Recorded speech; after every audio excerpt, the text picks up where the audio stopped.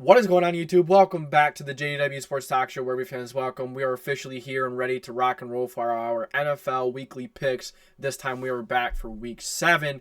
And the first matchup we have going on here is the Las Vegas Raiders and the Chicago Bears. So the Las Vegas Raiders, they have a little more offense, and that is why I'm taking the Raiders to beat the Bears. Both have really bad defenses. I would say both are, both are pretty darn bad. Both are bottom of the line, bottom of the tier. I'm both starting quarterbacks are likely going to be out. Jimmy Garoppolo, he's out with the back. You have Justin Fields, who is doubtful with the dislocated thumb, I believe he has. I do like Tyson Bagent, and I do like Aiden O'Connell. These are two rookie quarterbacks I thought were very underrated coming into this year. And we're getting to see them against two very bad defenses, so we can really see what they're made of. Now, both offensive lines aren't good. Both run games are all right. But considering the Bears don't have Justin Fields, that's going to make it even more difficult to run the football. But Tyson Bagent can run. He's a bit athletic, but he's no Justin Fields, right? I just think having Devontae Adams, you have Hunter Renfrow, Jacoby Myers. I think the Raiders have a little extra oof. They have Josh Jacobs, as I said. They have Devontae Adams. I think they have a little bit more oof on offense than the Bears do. They have DJ Moore. They have Cole Kmet, Darnell Mooney, Khalil Herbert. Actually, I don't know if... I'm not sure if Khalil Herbert's going to be back this game. But point is, the Raiders have more top-tier guys. And I think Aiden O'Connell will do a phenomenal job. Josh McDaniels, I think he's doing a little bit better as a head coach. I just think that the Raiders can make the extra play offensively, and that is why I'm taking the Raiders to beat the Bears overall. So Raiders beating the Bears 27-23, and plus Max Crosby, man, he will wreck the game. That's just what Max Crosby does. And the Bears won't have anyone that can even calm down or slow down Max Crosby. Would not be shocked if Max Crosby gets 2+ sacks this game, and he's had a few other guys not on that defense line helping him out as well, so that's going to make it even more difficult. So will the Bears be able to run the ball? Probably a little bit. Will they be able to pass the ball? Probably. Both teams will probably have a lot of offense going, but I don't see a lot of defense. This game can really come down to whoever has the ball last. Considering I only have it 27-23, you may not think that that could be the case. It may not really make sense for the score I have, but that's just the kind of game I see. It could be a very sloppy football game, very similar to, honestly, the Vikings and the Bears. Last week, two really poor football teams going at it, and we're probably going to see it. Probably going to be a very sloppy football game, but I believe the Raiders will come out on top of this one over the Chicago Bears. Up next, we have the Cleveland Browns and the Indianapolis Colts. So the Browns really giving stifling Brock Purdy and that 49ers offense under 30 points for the first time this season so far. Really did get fortunate that Jake Moody did miss a field goal, but, at the end of the day, they did their job. They held Brock Purdy under, I believe it was under 150 yards. Although, when it mattered most, Brock Purdy did it when, he didn't have CMC. He didn't have Deebo Samuel. It was raining against, one of the best defenses in the league, if not the best, which I actually think the Browns are the best defense. And, I've told a lot of people coming into this year, this Browns team is going to be a lot better than you think, especially this defense. They have a lot of really good pieces. The defensive line is strong. The linebackers are strong. You have really good secondary. Greg Newsome has stepped up. Denzel Ward, he's one of the better corners in the league. It's just, they looked great on paper. It was, the only question for me was, can it translate to the field? And it is 100% doing so. And on the other side, you have a decent Colts defense, very inexperienced or inconsistent. But you know what? They're probably not going to get any offense going. They're probably not going to be able to really run the ball. They're probably not going to really be able to pass the ball. Gardner Minshew throwing three interceptions to a Jaguars defense last week, which is kind of in the middle of the road. The Jaguars defense can be great, and at the same time they can be horrific, as we saw in the game last night with the Saints. They're very inconsistent, but regardless, Gardner Minshew throwing 3 interceptions is not it. Hopefully he can get it figured out this week. He has a bounce back week, but I really don't think it will happen. I'm taking the Cleveland Browns 24-13. It's going to be a long day for this offense. You're probably not going to be able to run the ball well. You're probably not going to be able to pass the ball efficiently. It wouldn't shock me if the Colts fail to even reach 10 points in this game. But I think that the Colts defense is going to get tired out. The Browns can still run the ball well. Although, a couple weeks ago, the Colts did play one of the better run defenses in the Titans, and they looked pretty good. But now, but then last week they played, one of the best ones as well. again against the Jaguars, and you couldn't get it done. It kind of depends on the offensive line you're going to get, or what the opponent's going to have in store. But ultimately, the Colts won't be able to do nearly enough offensively, and the Browns will be able to get more than enough done. So I'm taking the Cleveland Browns 24-13 over the Indianapolis Colts. Next up, we have the Buffalo Bills, the New England Patriots. So the New England Patriots, one of the worst teams in the NFL currently. It's just not a Bill Belichick team. They can't play defense. They have no offensive line, and the Bills are only getting healthier. Von Miller, and they're only getting healthier once again. Very good offense. The Patriots defense sucks. They just let the Raiders score their season high, which was only 21 points. Yeah, that was pretty pathetic. I believe that was the first time that the Raiders even reached 20 points in a game, and then they reached 21.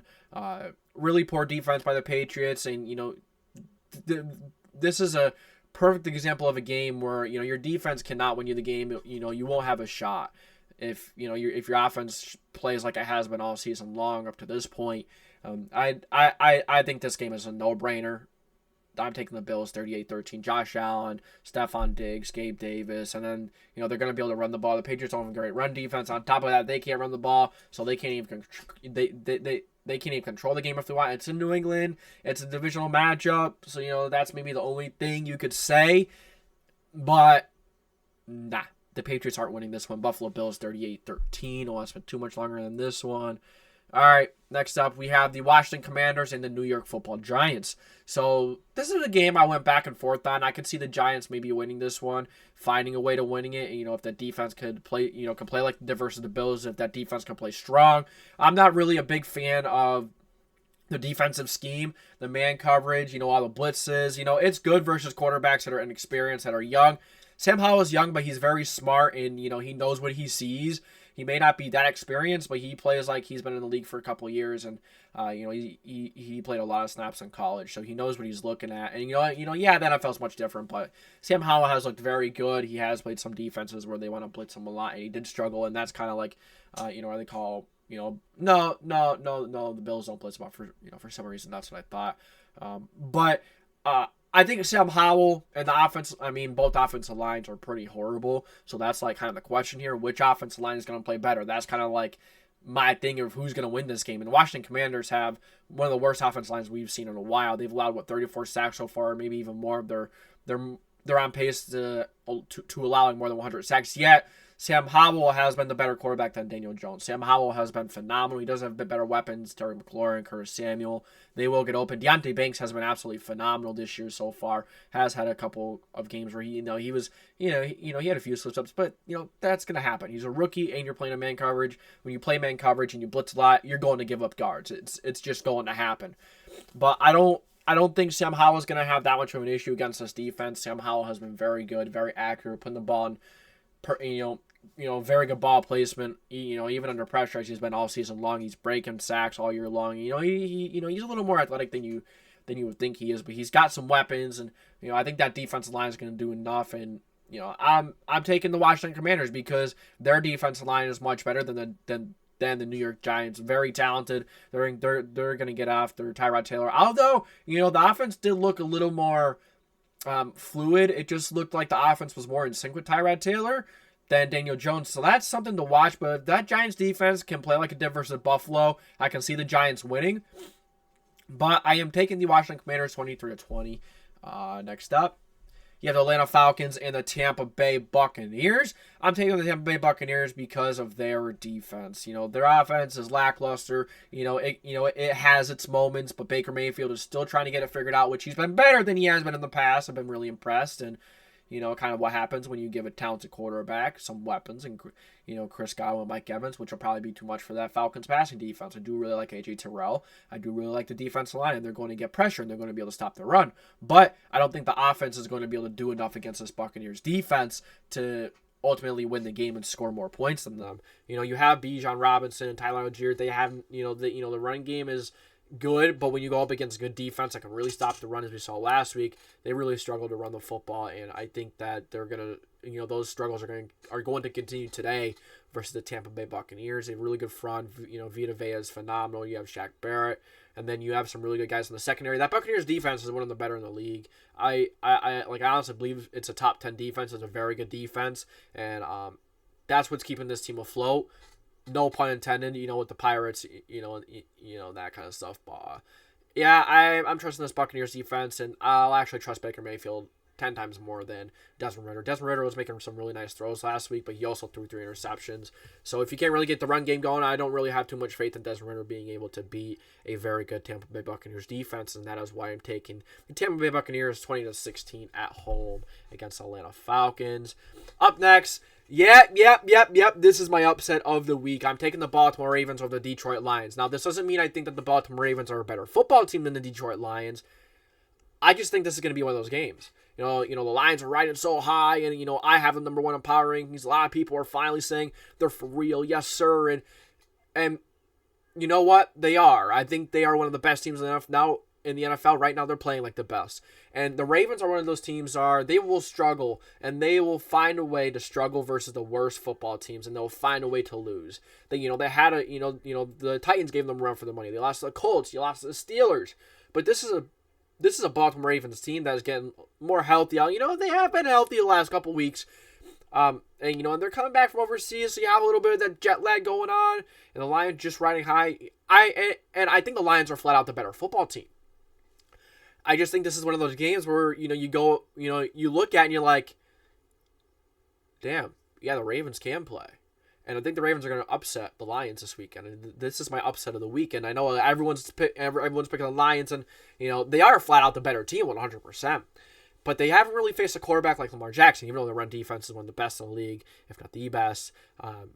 Very good run defense, and they can also run the ball, so they can kind of play Ravens football better than them without a quarterback like Lamar Jackson, if you get what I'm saying in terms of running the ball, pounding the football, keeping it on the ground. But I'm actually going to take the Baltimore Ravens in this one. I know they call a lot of man coverage as well, and Jared Goff tears that up, especially when you're playing Amon-Ra St. Brown, and you have Jameson Williams, Josh Reynolds. You have a lot of really good receivers on that end. It can be really difficult to be blitzing, disguises, man coverage. All that can be really difficult, but I ultimately think this is going to be a little bit of an off game for the Lions. I think the Ravens are going to have one of those games you're going to look at you and be like, all right, Ravens, all right, I see you pulling off the upset. I see you letting people know you're so sorry. Like I said, I'm not picking the Ravens because they are the better, I don't think the Ravens are the better team. It is 100% the Lions are a better football team all around, but it's just going to be one of those games, that the team you don't expect to win, wins. And you can maybe say that the Lions... And, I'm kind of surprised. I think Vegas is actually favoring the Ravens by 3 points. So, technically, it's not an upset. But, if you go and look at a lot of predictions, a lot of people are going to take the Lions. But I think the Ravens are going to pull off the upset this weekend. And, I'm not giving you any, in particular reason, because the matchup isn't in their favor.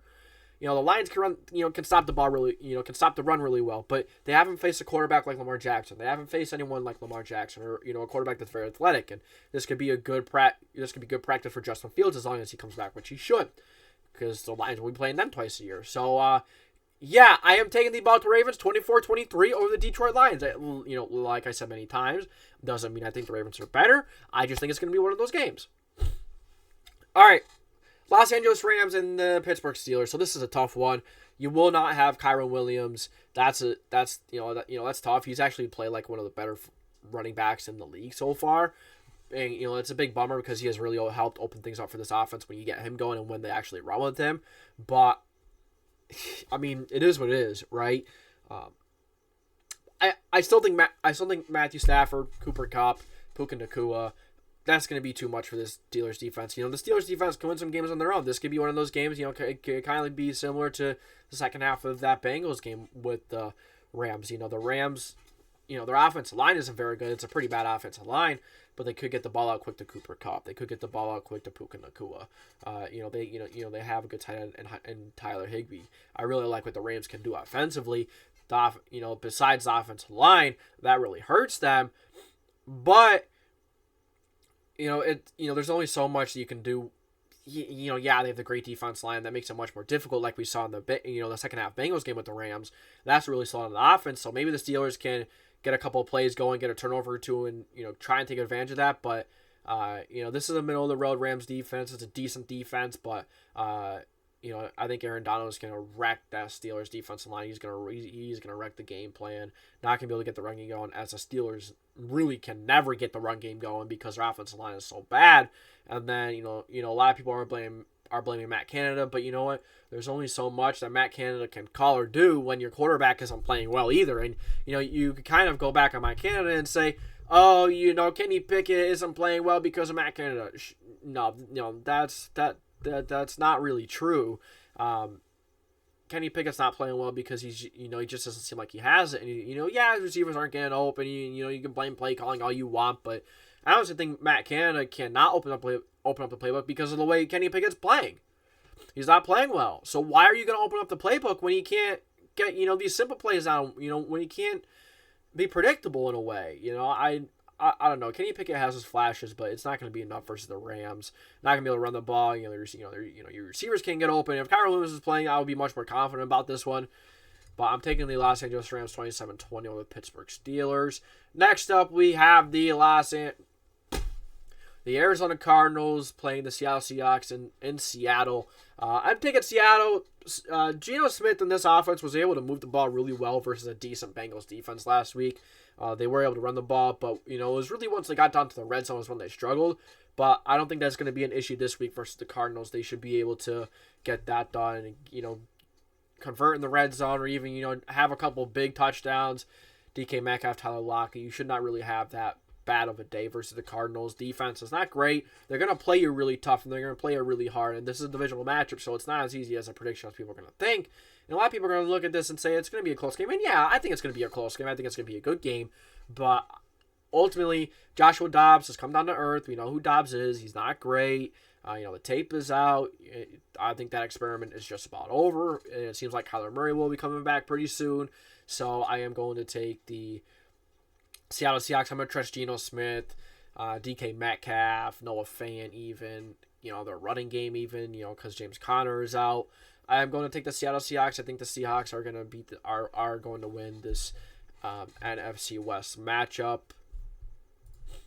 Next up, we have the Denver Broncos at home facing off the Green Bay Packers. So this is a tough one. I think this is going to be a very close game, and I took the Packers because of the defensive difference. The Broncos have one of the worst defenses in the league. I can see this being a close game. I can see the Broncos, maybe winning this game, but the Packers are going to be able to get the run game going. You get that run game going versus the worst run defense in the NFL. The offensive line isn't great, but it's going to be more than enough to get the run game going versus the Denver Broncos. You get that run game going, and then I can see Russell Wilson and Jerry Jeudy, Sutton, and I can see the Broncos running the ball pretty well on the Packers too. The Packers don't have a good run defense. They never really have.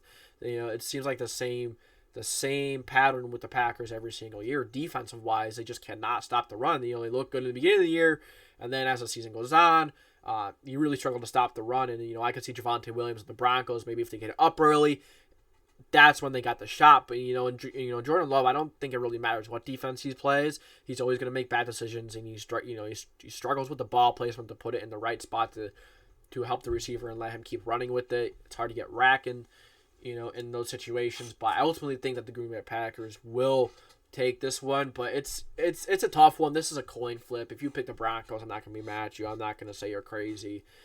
It would not shock me if the Broncos do win. It's a tough one. It's a toss-up. But I'm taking the Green Bay Packers 23-20 in a close one. All right. This is another upset I have. I have the Los Angeles Chargers beating the Kansas City Chiefs. So the Chiefs defense, elite. And a lot of people think the Chiefs are overrated. I don't really necessarily think they're overrated. The thing with the Chiefs is they're just not playing the same style and brand of football that a lot of people are used to seeing them play. They're not really this high, you have Patrick Mahomes, so you're always going to be, considered high-powered, but we know of anyone that can get open for him. It makes it a lot more difficult, and, it's very difficult to do any offense. And the Chargers defense is not great, but, the Chiefs just struggled versus a Broncos defense, which is one of the worst in the league. You put up 19, you went to Mile High. Oh, yeah, that's another advantage the Broncos might have in that game, going to Mile High. But back to the Chiefs and the Chargers, I think the Chargers offense is going to be able to make an extra play. And even though the Chiefs, this is a perfect example of you would rather have a much more dynamic offense than a top 10 defense and a decent offense. Because the offense can make that extra play. And, you have Mahomes, and you have guys that can step up. But the issue is you have not found that guy. You have not had that guy to step up. And it's noticeable. The passing game isn't as dynamic, and it's not Patrick Mahomes' fault. He's the best quarterback in the league. It's not his fault. The receivers can't get open. Other than Travis Kelce and Noah Gray, they can't get anything going. They can't get anything going. And that is why I'm taking the Chargers. I think Justin Herbert, Josh Palmer, Keenan Allen, Austin Eckler is very good. The Chargers' run defense has gotten better every single week as well. They just held the Cowboys to very little rushing yards. Dak Prescott was the leading rusher with 40 yards. It's impressive. And Khalil Mack has been stepping up. Now the Chiefs' offensive line is very good by having Joey Bosa and Khalil Mack, who has been phenomenal. They should be able to get some pressure on Mahomes on the edge. I'm taking the Chargers, 27-24, and an upset of the Kansas City Chiefs. All right, man. Another upset, I guess you could call, because I guess a lot of people are picking the Dolphins in this one, just because the Eagles lost to the Jets. The offense sucks, or this and that. They played a really good Jets defense. I tried warning people. No one listened to me. I've tried warning people that Jets defense is not going to be a joke this year. I tried warning people. No one listened to me.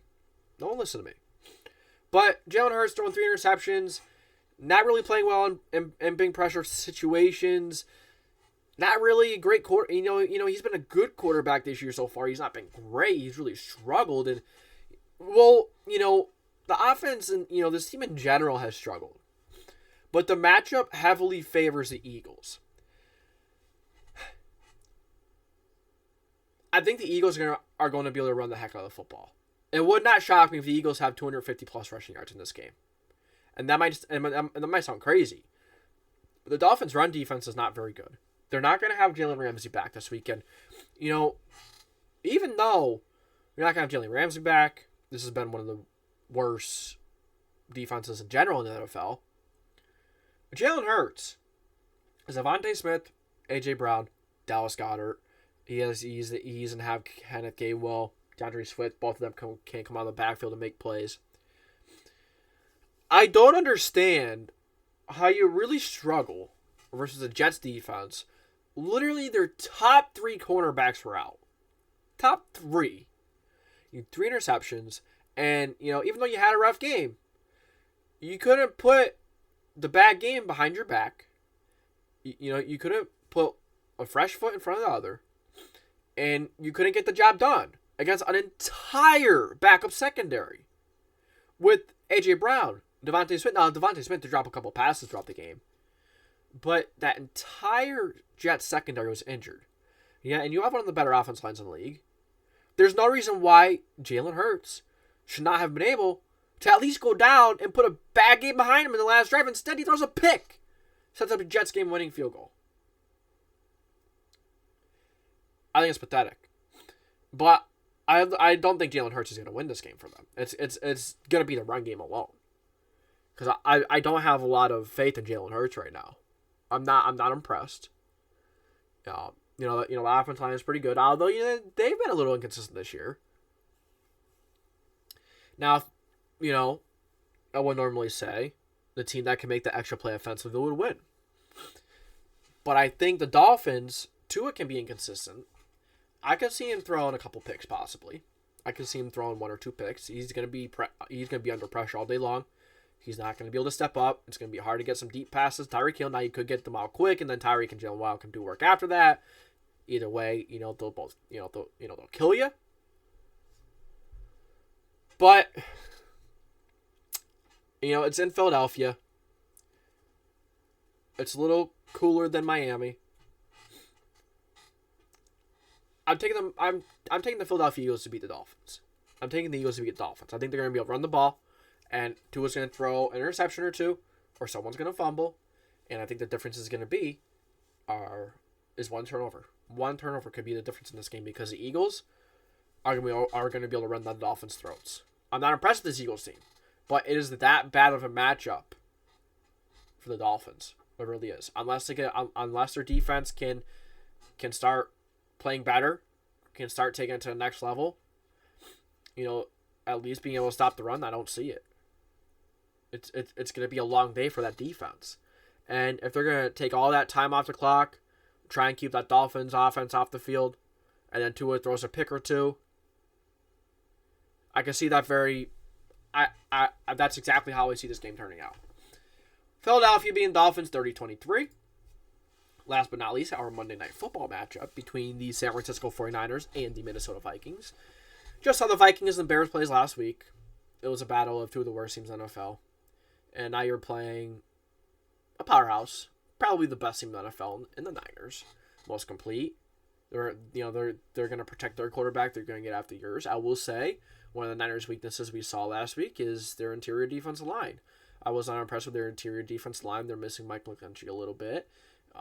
It really sucks that the interior defense line isn't playing great, but Brock Purdy did his job last week. Brock Purdy did his job. And you could say he had a bad game, and he got exposed. Okay, fine. Why don't I walk you through the last drive versus the Browns?